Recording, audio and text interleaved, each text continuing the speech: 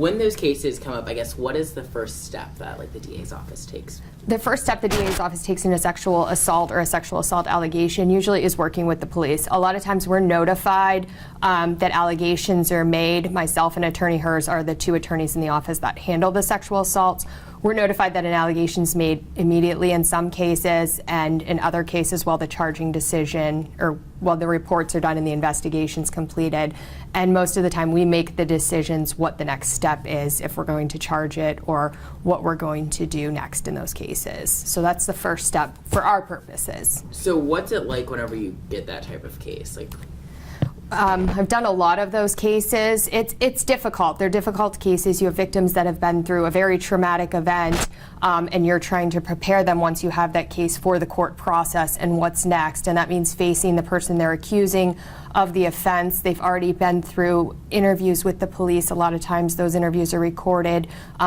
Most victims, if the sexual assault happened recently, they have to go through what's called a rape kit, which is a very invasive examination that goes on at the hospitals. DNA is collected off of those, and we try to obtain evidence. So the process for them, aside from being sexually assaulted, it's a rough process. They have a lot to go through, and so what we want to do is make the court part of it as easy and comfortable as possible, which it's a very anxiety-ridden process.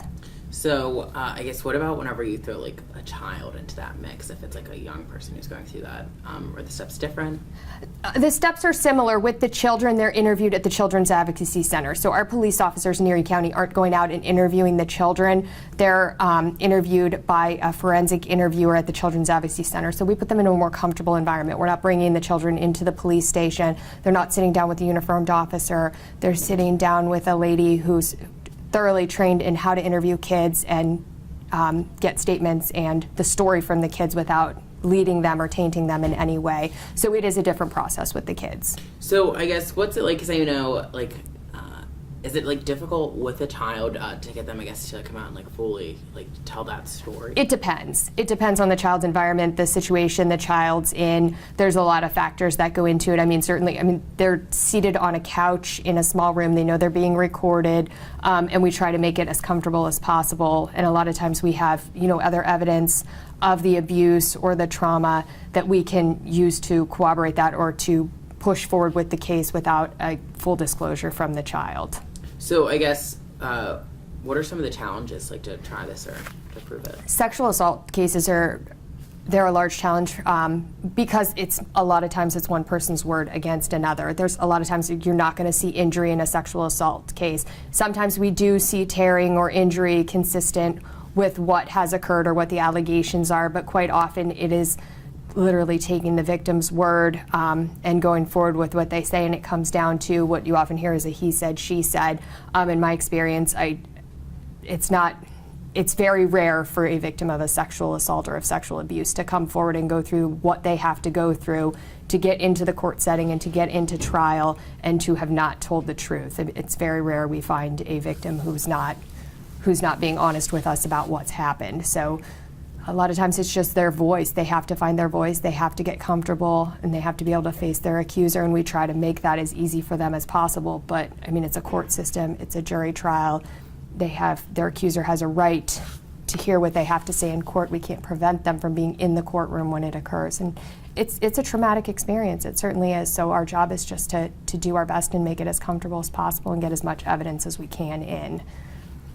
So I guess whenever you do look at someone who, in our situation, it's a doctor, what is that like? Because we trust that person, so I guess what is that like going into that atmosphere and like they have that blanket, I guess? Yeah, it is. It becomes more difficult. It becomes more difficult when it's someone well respected in the community, as it seems the doctor in the Johnstown case was. When it's someone more respected in the community who people kind of adore and trust, it makes it more difficult to go forward. But we have, certainly no one's immune from prosecution. If you commit a crime, you're going to be held accountable, or at least we're going to make an attempt to hold you accountable for what you did. There's no like extra, I don't know what the word I'm looking for is, but there's just no extra treatment or special treatment, I guess it would be, for anyone.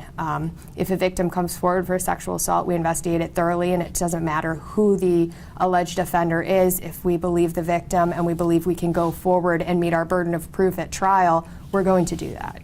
Is it jarring whenever you see someone like that who's such a staple in the community? It is, but I think you also kind of get used to it. You know, having done this job for a long time, I think you start to get used to it. We have prosecuted doctors in the past for sexual assault. We've prosecuted various individuals, and so I think no one's immune from it. Definitely. All right. And then my last question, do you know how many roughly cases you've tried, like sexual assault cases? I don't know. I've been doing sexual assault cases for 15 years. I am the lead prosecutor in the adult sex crimes in Erie County, so an attorney Hurst handles the child sex crimes. We overlap a bit, but I can't tell you how many I've prosecuted.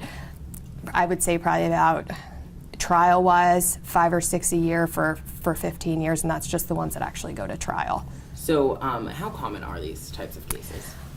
They're more common, the ones that are more common are the ones where they know somebody, where it's somebody they trust, where it's a doctor, a family member, a boyfriend. So we have some where it's husband and wife that result in domestic violence, and sexual assault is part of that domestic violence.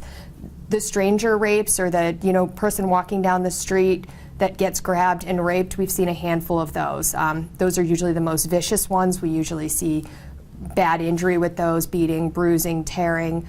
Those are usually the worst physically that we see, but mentally it takes its toll on everybody. Most of them, it's someone they know and someone they trust, and I think a lot of times that's why it's more difficult for them to come forward.